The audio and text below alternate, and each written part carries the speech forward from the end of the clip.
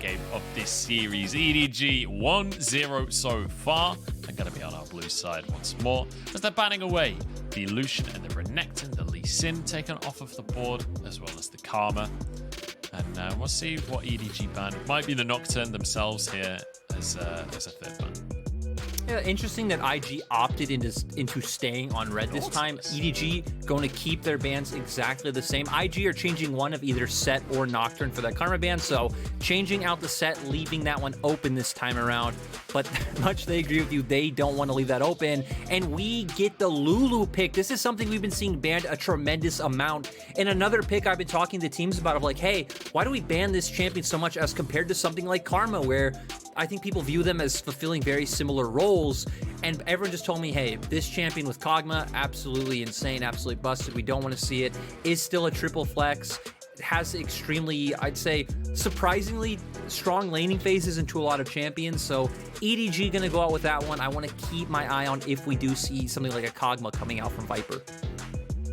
See if that's going to come through from EDG. The Rumble comes through, it means Varus becomes an even more oppressive champion. Like, Varus very, very good in of himself right now anyway, but with a Rumble alongside it. And also Thresh is available, so you can kind of lock in a very, very solid bot lane as well as jungler for IG. On the side of EDG, yeah, if they can get the Kog'Maw here, it's an exceptionally strong bot lane and actually way stronger in the lane phase than I think a lot of people realize. There currently. it is. It is locked in.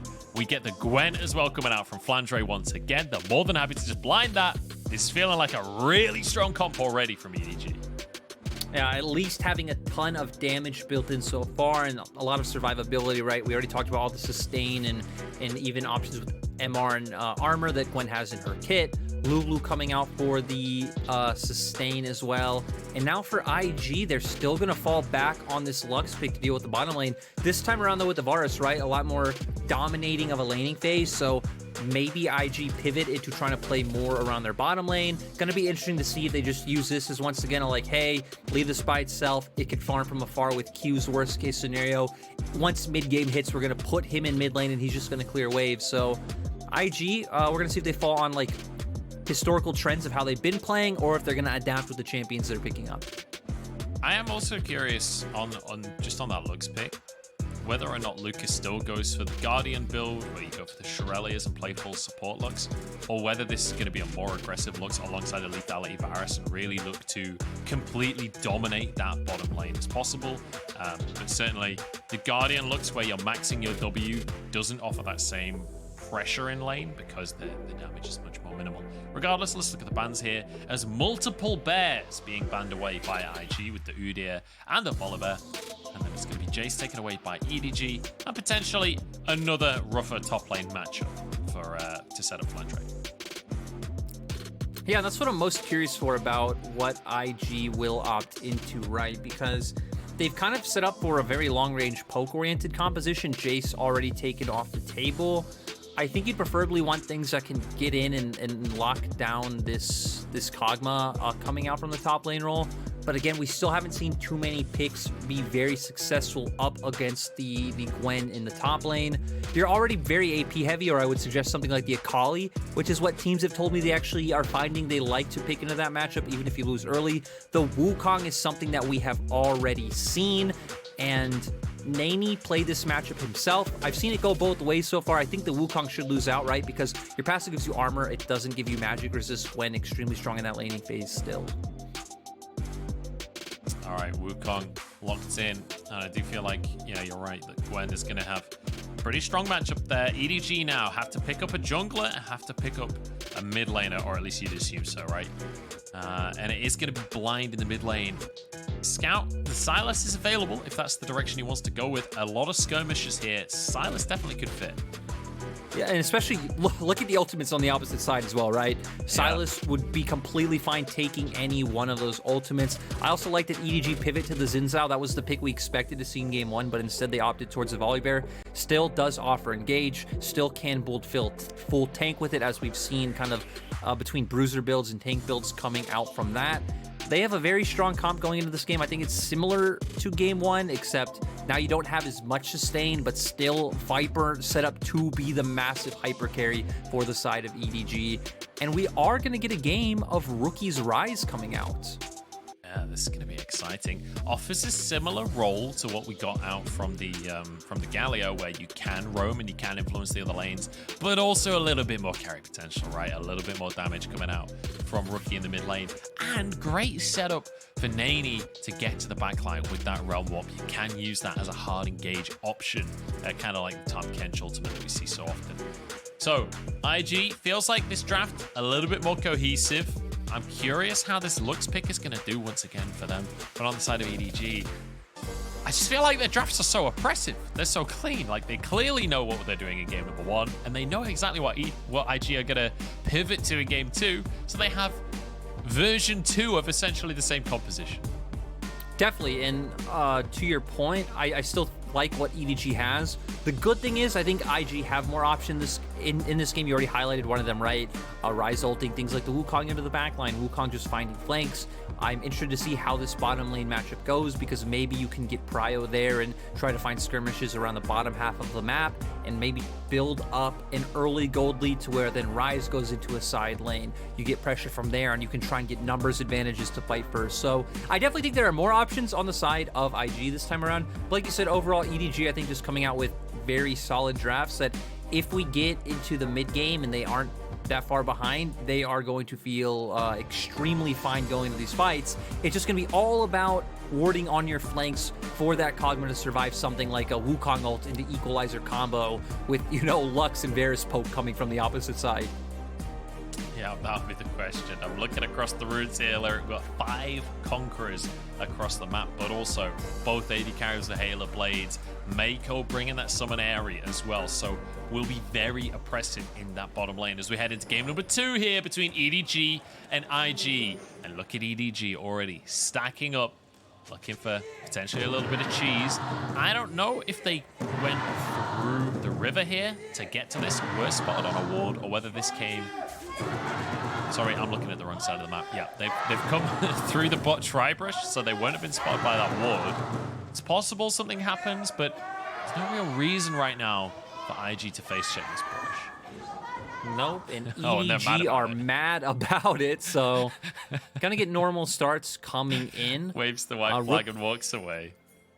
Rookie will get first start onto mid wave, but EDG actually going with the delayed invade, so gonna take away a camp from the side of Shun and set JJ up for success. We also gotta remember that Xin Zhao is a very potent early ganking jungler, can gank at level 2, can gank at level 3, 2 great successes.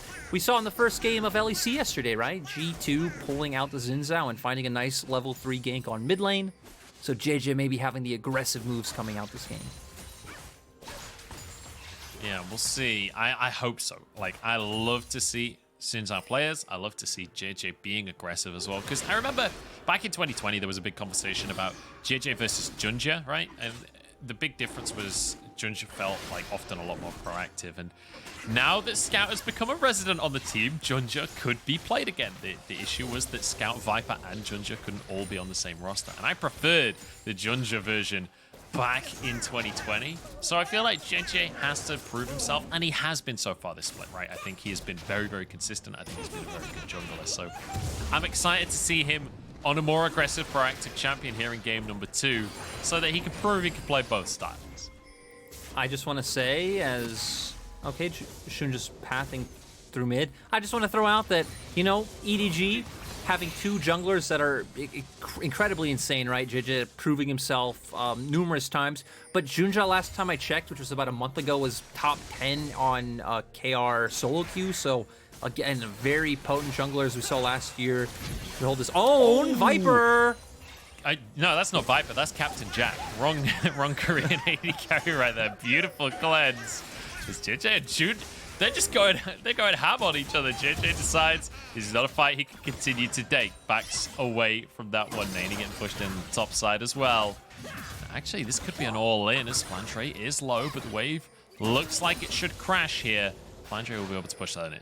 Oh, actually put 2 points into Q before getting anything into W. So looking for really aggressive trades with Nani up in that top side. Is going to get a recall off, but of course does have TP to get back to his lane. I also like that we've been seeing Rookie and Shun once again playing together this game. Is, hey, Rookie had lane prio. We saw Shun playing off that, invading the enemy Raptors.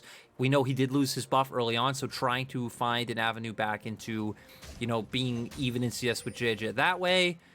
And yeah, we're getting a lot of individual action on different parts of the map, just nothing really interconnected yet, which for the side of EDG, right, you don't really expect it to come together this early in the game. I think you expect JJ to impact individual lanes, but not necessarily any roams coming out, as we see Scout getting pushed in mid and a very scaling heavy lane in bottom. Yeah, Scout actually froze this wave as well, so Rookie now has teleported back in, gets rooted up. In comes JJ as well, but Shun is here. Mako roaming up to make sure that his laners are safe here. Scout will back away once again, maintains the freeze for himself. Should be able to close the CS gap if he's able to hoover up a lot of that CS on the bottom side. We also got to remember that, you know, Lucas being on the Lux is going to come in for roams, but still enchanters on both sides, right? Not as potent. Wink taking a heavy trade. This is going to be fine, though, but still, Viper showing us the power of this Kog'Maw already. I don't know if I'm the only one here, but I feel like late game champions are too damn strong in the early game right now. Kog'Maw should not be able to just wail on a Varus in the early game. I feel like Caston is way stronger early than he used to be. Same for things like the Nasus. And maybe I'm just going crazy, but I feel like they are nowhere near as weak early on in the game as they used to be. I just like that you come into LPL today to vent your qualms about champions that we see on the Rift. Dude, a lot of personal experience. Same with Kale? This is my I don't know. This is my venting session, I guess. But yeah, I don't know. Halo plays Kog'Maw. I was gonna go with musings, but I guess moans works too. Yeah, I think Kog'Maw is exceptionally strong right now, even in the early game. You expect him to be like really, really weak early, but very strong late. But especially when you're alongside something like a Lulu, you really don't miss that much lane presence. No, you definitely don't. And again, that's why teams have decided one of the reasons they take out the Lulu. Flandre looks for the all-in. Oh, Flandre baited here by the Wukong. Beautifully done by Nani. Shun just waiting off in the wings to be able to finish that kill off. And now, IG will get an opportunity to get a plate or two in the top side. And this is also what we hit on about IG, feeling like they have more options this time around in terms of what they can do, right? So they find the early play around top. We've already seen him link up with mid a little bit. Now with the Realm Warp available on Rookie as well, we might be able to start seeing him be more proactive towards his side lanes. And you already hit on one of the interactions we can see maybe later on around Rift Herald, because now that Wukong ultimate is down, so don't expect him to see him in skirmishes. What is that damage? Viper doesn't have any items. He just completely rails Lucas. Am I wrong, or is that absurd? You know, Munchables, it does look pretty strong coming into this game, and especially when you put Kog'Maw into one of the hands of the best AD carries in the world with a Lulu alongside him. It's going to be rough. Yeah, certainly will be. But hey, Winkle gets some lethality, and then it gets a little bit harder for Viper to be able to trade quite so aggressively. Obviously, it looks very squishy as well. So there is extra context to the situation. I'm just venting, all right? But Viper jumps forward once again, and Wink is just kicked out of the lane. I'm going to stop complaining. I promise I will. I promise. Let's talk about something else, Lyric. Let's talk about jungle pathing, I guess. Talk about the jungle pathing, Lyric. Well, we see Shun heading up towards the top side of the map, which seems like it isn't going to be like a one series sort of thing, right? IG seem very committed to playing around their top side. Rookie moving up already as well. Flandre might be in a really bad position. Rookie does have Realm Warp, but Flandre is respecting the potential of enemy champions moving over. So overall, I think Flandre's done a solid job this series overall, right? Of kind of respecting the pressure the enemy team can throw at him. And yeah, now I'm waiting to see which team is going to opt into making this top side Herald play, because EDG have been the team that have had pressure and control on top side, right? We've seen Gwen continuously push in. But it seems like IG's 3v3 overall at this point in the game is stronger than what EDG's can offer. It does feel that way to me as well. And Rookie, if he can get a Realm Warp in, even if he's not a part of the 3v3, like, he can always join later on and finish things off. But my eyes, as always, will return to Scout, because in the early game, game number 1, he absolutely destroyed IG with this Sylas, and that's certainly possible. If you can get a couple of early kills as a Sylas, you can take over the game. IG starting this Herald off, but EDG are answering in full. The bottom lane has moved up. Flandre is here over the wall blast cone to keep himself safe. The Scout looks for an ulti. It is going to be that Chain of Corruption, a great engage tool, and perhaps a way for EDG to close the gap. The Equalizer comes across, but just splits up the team here. Chain of Corruption onto JJ, but he's going to be fine on this one. Herald very low, taken by Shun in the end. Now an ulti out from Nani as well. An EDG in full retreat, knock up onto Viper. He's surely going to go down. The Realm Warp from IG as they look for more, but they've gone way too deep on this one. And Wink has to flash away. Flandre trying to chase them down. Oh my days, the damage coming out. I'm not even sure what that was. And now they jump on forward. Mako's there. JJ following up. Shun, the next one's go down as Rookie barely gets out, but I don't think he can escape from Flandre with the double kill. And EDG, they lose their Herald, but they get themselves a fight. And that one was a bit of a head-scratcher, Munchables. You have your 2 big AoE damage dealers at this point in time, right? Wukong going in with the ultimate, Shun following up as well with the Flame Spitter, going on to the Kog'Maw, and you Realm Warp the rest of your 3-man into 4 members of EDG. Sure, you don't have vision there, but you saw them run into that choke. So we're going to go straight into the replay. Like you said, Shun drops the Equalizer, doesn't really land any significant damage onto anyone, does just split up the team a little bit. Chains of Corruption comes out from Scout. Looks like Rookie forced into a bad situation, but Nani doing a great job of finding his way onto the Kog'Maw. Shun following up as well is overheated, so sadly isn't able to throw out any abilities just yet. But that's the Realm Warp I talked about. Your other 3 members going into the rest of the team, and the Kog'Maw passive just doing IG dirty, allowing for EDG to clean up a lot of these kills. Look, usually when you say a player is optimizing Kog'Maw's passive, it's straight flame. But Viper, the 5-head player of 5-head players, managing to actually optimize the Kog'Maw passive, hits 4 people in the fight with it. That was something to behold right there. And now, Drake onto the map here. We're 11 minutes into the game. We're seeing a lot of pings here. Shun going to start that one off. JJ is in the area. Spotted on a ward. We'll be able to clear that with his sweeper. And knows that this is kicked off, but I don't know if he can really contest. We do see that Scout TP'd towards the mid lane, so IG are at least paying the respect of the fact that, hey, their bottom lane is pushing out, getting Prowl right now. They know that Scout can move over any moment. It's not that much distance to traverse. IG look like they want to go for the steal, throw down the Equalizer. It's a big Equalizer. JJ actually goes in onto Shun, just challenges into a 1v1. And that's not a 1v1 Shun can win. Flashes over the wall, TP's coming through. Wukong in the middle of the fray, though, with a laser across everyone. IG finding themselves a fight, finally, in this series. It's 3 for them, but the Drake for EDG.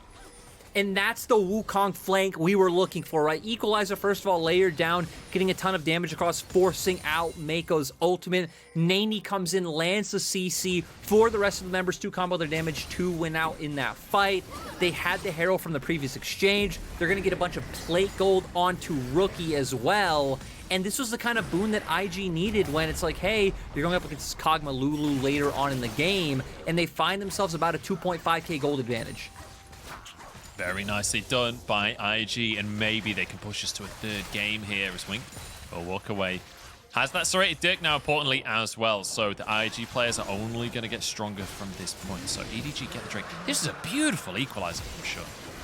Really nice coming out from him, and Lucas flashing in and landing the bind onto Mako as well. EDG look like they can win at this point, but Nani comes in off the flank, takes down Mako, gets a 2-man knockup onto Scout and JJ as well. Flandre wasn't in a position where he could answer accordingly, and then even Viper kind of zoned off from the fight with the TP angle that the other members of IG came in with. Actually, Lucas, I think maybe even MVP of that fight. The binding onto Mako, that damage onto Mako set up the opportunity then for the rest of the team to finish those kills, for Nani to jump in and blow the fight up.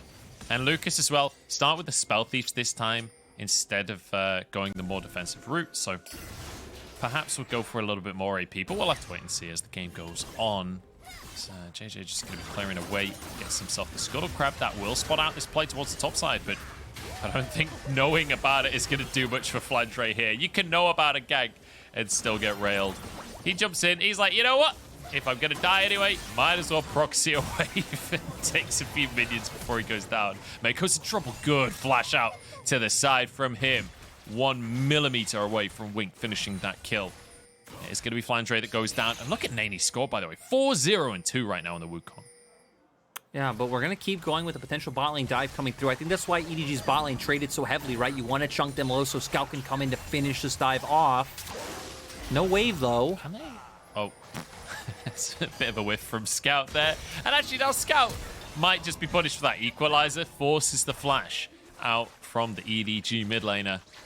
And it is going to be the play diffused in the end. The dive doesn't happen.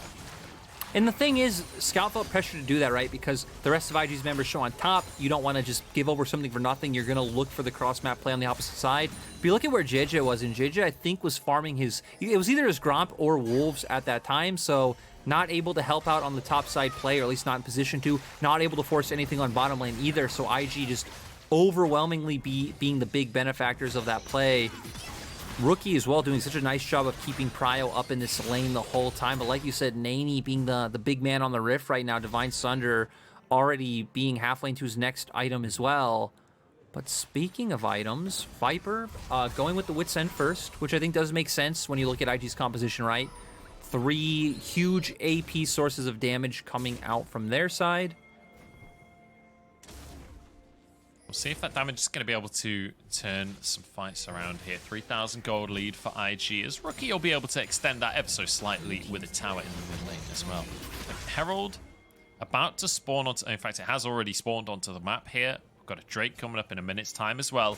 Does feel like IG have windows to continue to extend their gold lead, either through just taking the Herald and smashing down a tower, or through finding fights around these neutral objectives.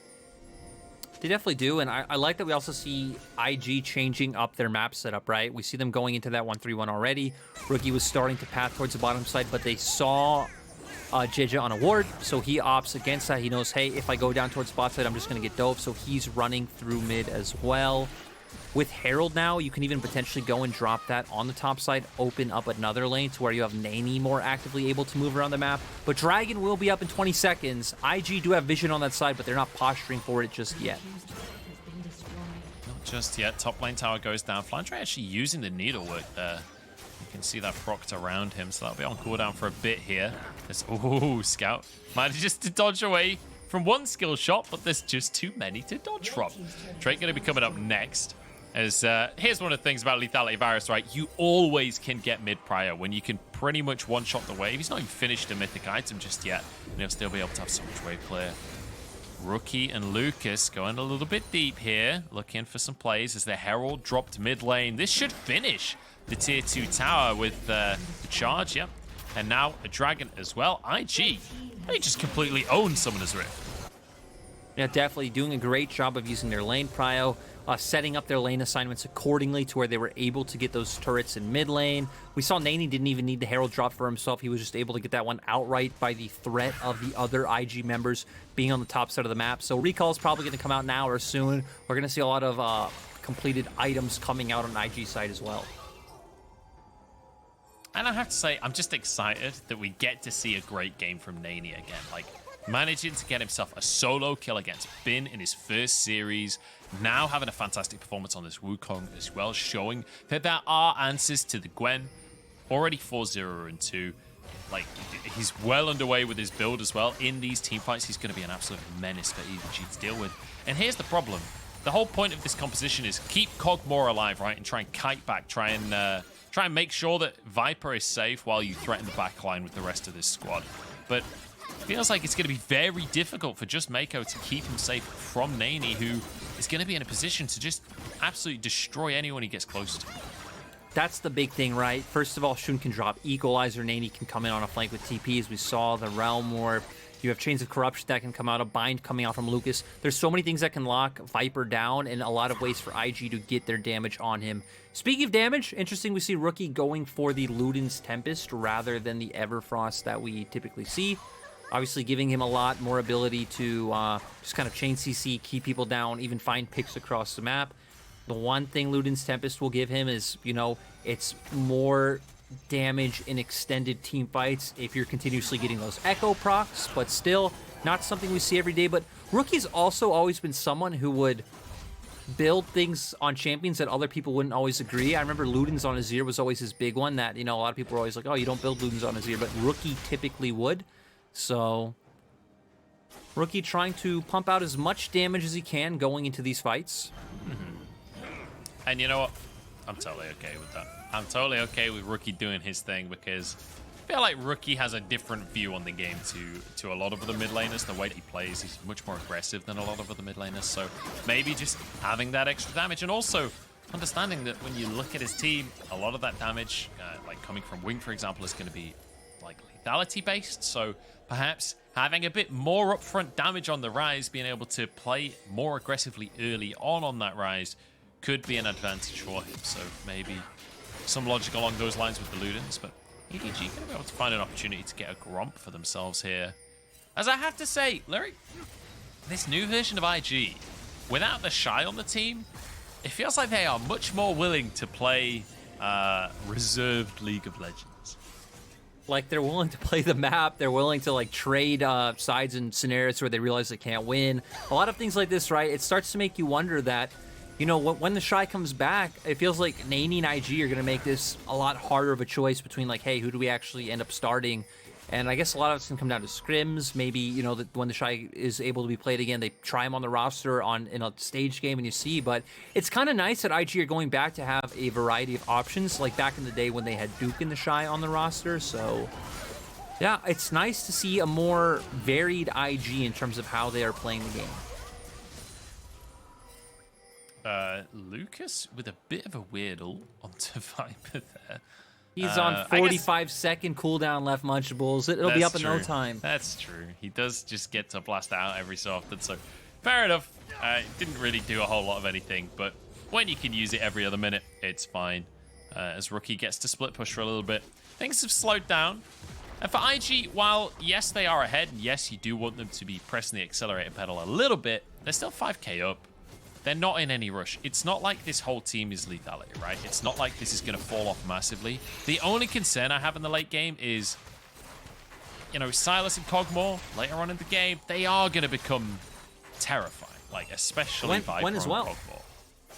That's the thing, right? Because, again, the good thing for IG's comp is when we talk about scaling as well, I feel like one overlooked aspect a lot of time is play patterns, is that IG's comp will always have a play pattern into EDG's infights. In the fact of, like, if you do hit the right ultimate setup, there's, like, always an avenue to you killing Kog'Maw and then potentially being able to take it.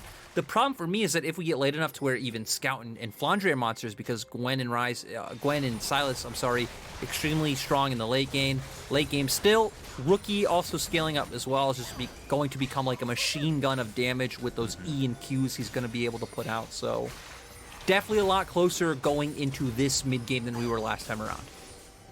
All right, Drake is up onto the map. It's an Ocean Soul as well, so you know these Drake fights are going to be crucial for both teams. Equalizer, not the greatest here, and the same for the Laser. As IG have kind of blown a lot of what they've got here before the fight ever kicks off. Viper down to less than half HP, but Wild Growth still available. The shielding coming out from Mako as well will be available. Mako actually using heal there just for the sustain while not really in the middle of a fight. Drake going to be procced by Mako, and it looks like IG, they've bullied enough. They've done enough damage to force EDG away from the Drake. The big thing is they had to be so afraid of the flash coming out from Nani, right? Flash in with the ultimate, knock Viper up. Sure, Viper does have flash as well. They hadn't used the Wild Growth yet from Mako, but I feel like there was so much potential threat coming out. And also, we've been talking about Lux's ultimate CD. I know another thing hit on Rumble as well is that his Equalizer cooldown isn't too long as you look at both of those abilities, and they're just about up once again. Yeah, they can't kind of rinse and repeat on that combo. And especially, like, man, if Wink lands a Chain of Corruption on, you know, I was going to mention targets pretty much on anyone, right? Like, aside from maybe JJ being able to use his ultimate, his Crescent Guard, to protect himself, pretty much anyone else is just going to get one shot if a Chain of Corruption lands onto them with a laser, with an Equalizer coming on through, and then also with an opportunity for Nani to close the gap and have a follow-up engage. You know what this reminds me of is 2019, where there was one point where Caitlyn Lux was meta, and Karthus was meta at the same time. So it would just be the Caitlyn ultimate and Karthus ultimate into the final spark from Lux, and you could just delete people from across the fight. So definitely getting 2019 vibes from this setup coming out from IG. I want to say that was the same time period that one of my favorite Captain Flowers lines happened, where you look at Karthus with Elder Dragon, and it is literally like a 5-year-old's imagination, where it's like death laser from the sky, and then if that doesn't kill them, dragon laser instead. It's always one of my favorite League of Legends calls ever. Hang on, Flandre's gonna be fine. He's fine on this one. As you see everyone grouping up mid, Nani actually has a flank position here. Yeah, he does. Shun as well. Might be in a bit of an awkward position, but both teams kind of going back and forth between mid and river. We need to watch out for Scout's Chain of Corruptions. Yeah, it's flashed away from. Shun gets an opportunity on JJ as well. That's going to be the ult. Burnt by EDG's jungler. Baron is available, but I don't know if it's something IG are really toying with going. Looks like the pings are there. They are going to start this one off. Rookie has a lot of damage, as does Shun. And Wink, obviously, this lethality virus, not the best at taking Baron, but very good at securing Baron. With the blighted quiver on top of your piercing arrow, you do percent damage. So, very valuable there. Flandre is playing Gwen, so ranged fights, he's okay with. I mean, the thing is, right? Oh, Nani gets the engage. Scout, this is the perfect target for Nani. Flashes away. Chain of Corruption to keep himself alive. Wild Growth as well, but the laser is there. And even if they don't get kills, the equalizer is too good. It's too good. Mako barely survives. Nani dashes out with his clone. Sure, they don't finish any kills off, but surely there's no way EDG can contest now. And that's all they wanted, right? Their team composition in jungle chokes is extremely good. Problem is, it is cooldown reliant. They need to get out of dodge, and that's exactly what they're going to do. Scout's TP just going to force them back, but still, we saw the ability of the combo coming out in that fight. And this game is so exciting compared to the first one, right? 5k gold lead for IG, but that still doesn't mean EDG are out of it. We're still seeing extremely close fights and posturing between both teams. So we're going to be looking at the next Drake in 1 minute and 40 seconds to see if another play like this comes out. But IG, once again, almost having all ults up. I feel like the one big summoner you're trying to get for yourself, though, is that Kog'Maw Flash, right? Viper's still having Flash, still having Cleanse is a pretty big deal for the side of EDG. And it just feel like if the combo of ultimates doesn't land on Viper, if Nani doesn't have a flank, how do you close the gap onto Viper? Like, if IG can't make that magical trigger pull moment happen, Viper can definitely take over a fight, even though EDG are pretty far behind in gold. You can see that IG respect the fact that, hey, we didn't get Viper. There's a TP from Scout. We got to be careful here. We got to not push too hard for this one. And the thing is, Viper's still only on 2 items, but he's heading towards his mythic now. I don't know. I don't necessarily know the best Kog'Maw builds right now. It's not a champion I've seen a lot of. But I know that the more items you get on Kog'Maw, the scarier it gets. That is for sure. Regardless of patch, regardless of year, that is always going to be the way Kog'Maw works. I wonder as well what he's going to go, right? Because you've seen all three of Gale Force, Kraken Slayer, and Immortal Shield Bow coming out on him. Maybe the Immortal Shield Bow sustain might be enough against his composition. Andre, though, coming in with a flame. That's going to be a realm one, but they're all knocked up. It's denied completely by EDG. Flandre goes in onto everyone. Shun going to be locked up, flashes away. Nani. Oh, and there's Scout spinning around on the backline as Shun gets low. Flandre has to turn golden, and JJ is there to protect his top laner. The rest of the team now closing the gap as Rookie uses his Zhonya's, but it's not enough to keep him alive. And Flandre gets yet another one. Nani now getting closed upon, and Viper is there, but he flashes forward with his own ultimate. Viper flashes out, does get one onto the support, but it's not. Oh, he gets two. Nani! What is this play from Nani? The brand new top laner from IG, and he turns everything onto his head. Great play coming out from IG. It looked like EDG had it. Insane knockup from who I think it was JJ to stop the Realm Warp from going through. They finally engage to get a couple picks, but Nani's so far ahead at this point in time. 6-0-3 on the Wukong. That's going to be a Baron as well. JJ trying to see if he can answer for Dragon, but doesn't opt into going for it. That should be another objective for the side of IG. They might even get Dragon off the top of this one as well. JJ think had his recall cancelled there. Lucas is looking for him, spots him, knows he's on the Krugs, and he's looking for some deep vision while Rookie starts the Drake off for himself. And not only is it going to be a Baron for the side of IG, it's also going to be Soul Point on their side. And any conversations of EG scaling into the game get further away the more Ocean Drakes go the way of IG. Let's take a look at this one again, because we see all of IG clumped up together. Flandre threatening with the flank, so IG feeling very threatened by this, going to back off. And there it is, JJ with the ultimate to knock a lot of them away from the Realm Warp. They find the initial pick, and they continue to run forward. Nani on the backside, though, just threatening Scout, but still, in this position, you think EDG, definitely favored going forward. And they keep moving. Viper trying to put down the damage on the Rookie. Still no member going down, but there we see that Flandre is finally taken out of the fight, but still, Nani finding this massive pick with his ultimate, keeps going between his clone, goes in with the Q, instantly takes out Viper, and still able to get away in the end. Nani is playing like a man possessed right here on the Wukong. Beautiful team fight from him, but it's a pick onto Rookie of all people. Will survive for now. The phase rush keeping him alive. The laser dodge from Scouts in trouble with the wild growth keeps him going. Nani forced out of the fight. Equalizer across a few people here. A Scout does just about survive. Barely gets out. Everybody somehow survives.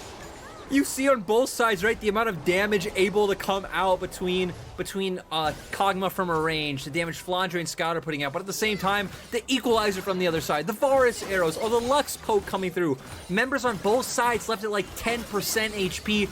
Both teams have to agree, hey, this is not it. We're gonna back off. We'll come back. We'll do it again. We'll see if either one of us find a more decisive victory. IG need to be careful because they are still on EDG's side of the map, but Lucas and Wink look like they're about to back off for now, but actually Wink's still waiting for that wave, so IG defaulting into playing through 3 lanes. They do still have a lot of pressure coming out from Wukong and IG, so going to force EDG to answer opposite sides of the map while they steal away a lot of jungle camps.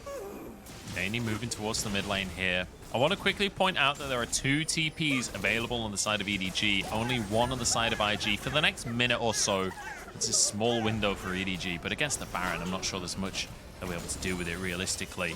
As Wink just steps forward, gets a few hits in for himself.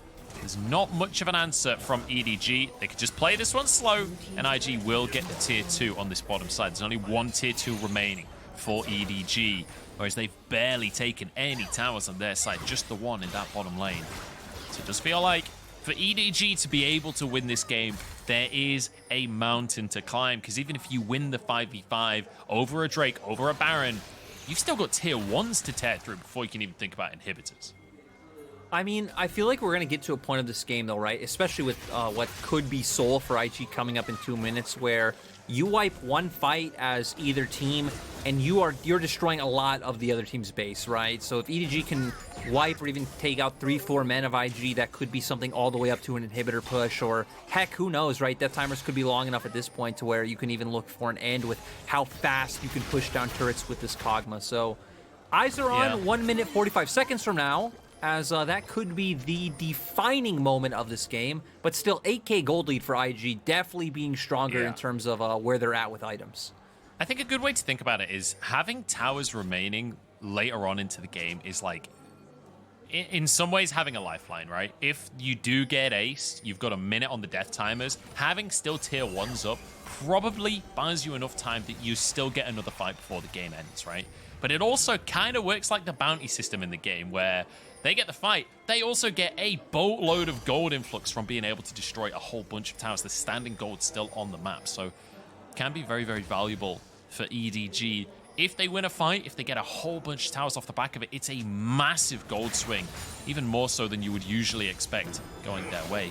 Speaking of bounties, both Wink and Nani, between them, there's 1,100, sorry, gold worth of 11,000 gold in bounties. That would be a game and a half right there, but here we go, fighting for mid prio right here. Drake up in 40 seconds. Nani threatening, jumping forwards. Laser onto 3. Flandre on the front line. Rookie using his Zhonya's, but Flandre's the one in trouble. Has to Zhonya's himself. And EDG, if they lose their top laner, they might just be toast.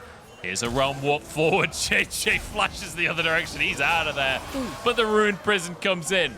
And there's a lot of Zhonya's coming through, but not enough time bought for EDG. This will surely be Dragon Soul for IG.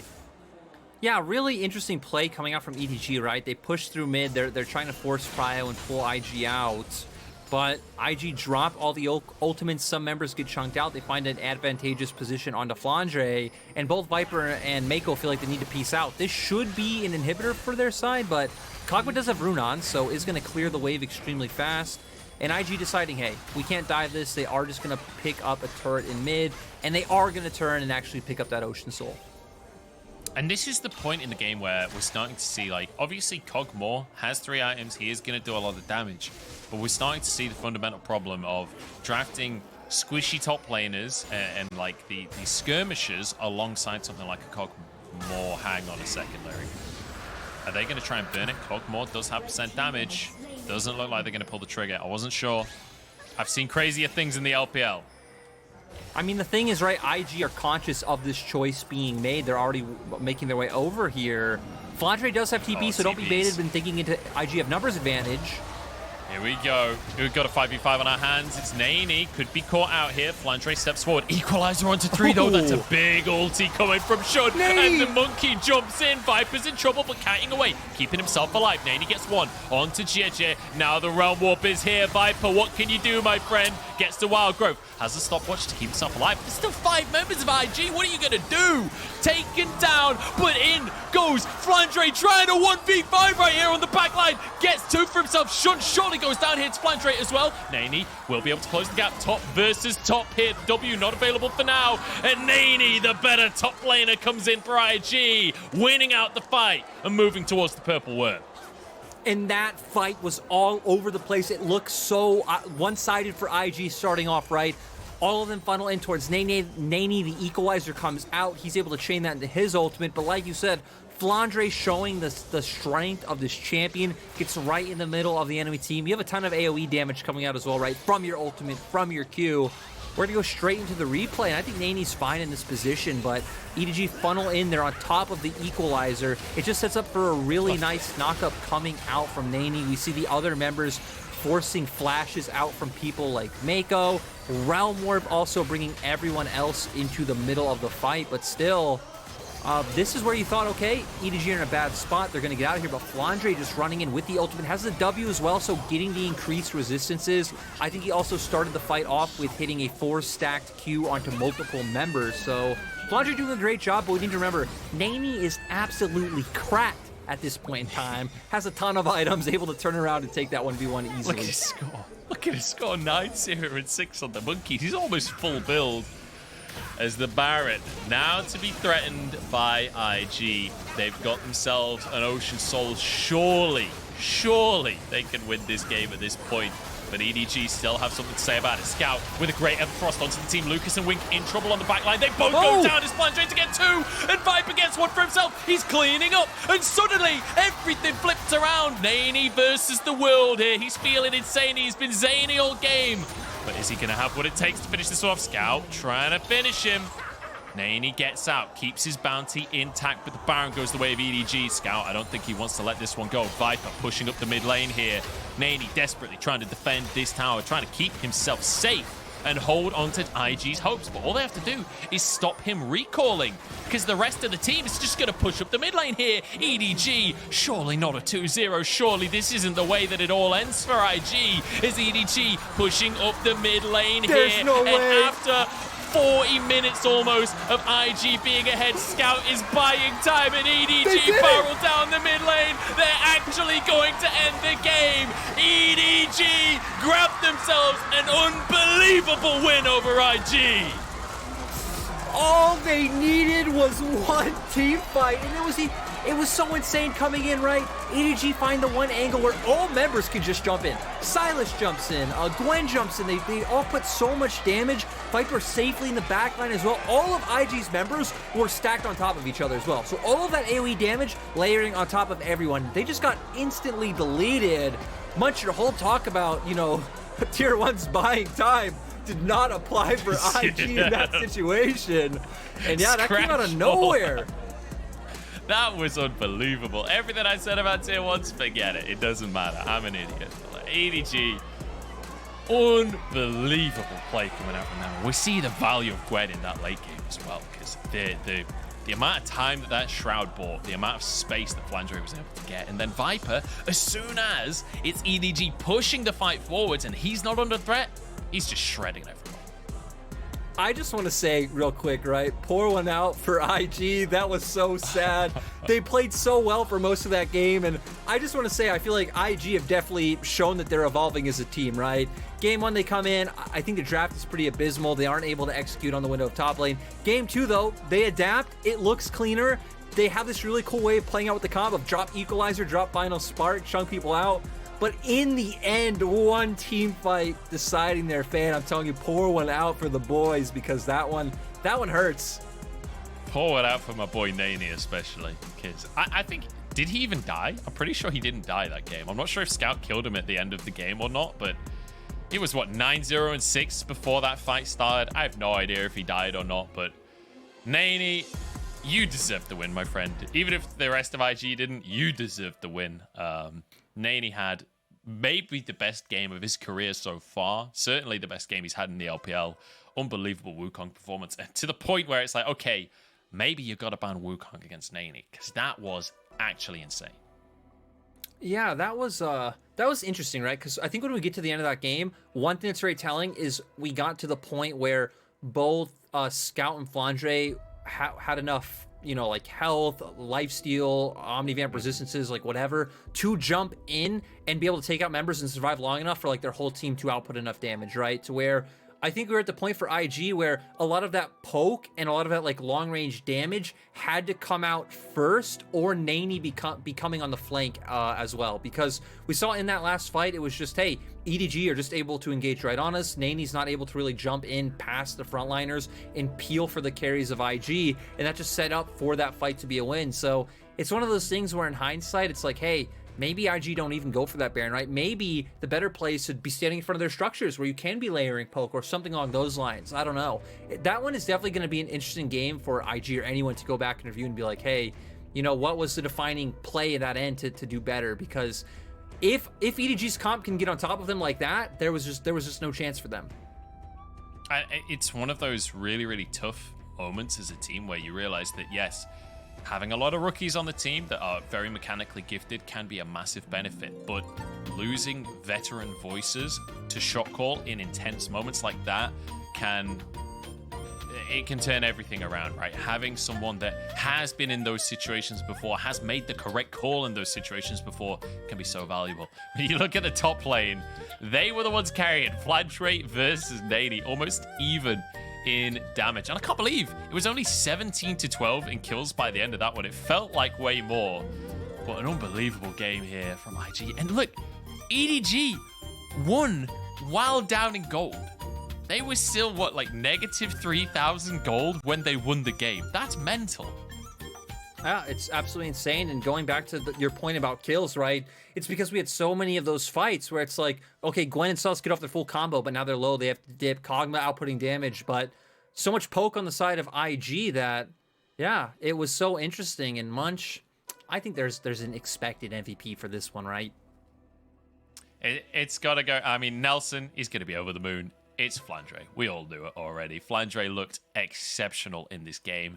Definitely the best Gwen I've seen in the LPL, and I'm excited to hear that. I'm excited to see that challenged across the course of the rest of the split. But Flandre looking amazing on Gwen. Had a fantastic game, and especially that final team fight. I mean, we can take another look at some of the just unbelievable moments throughout.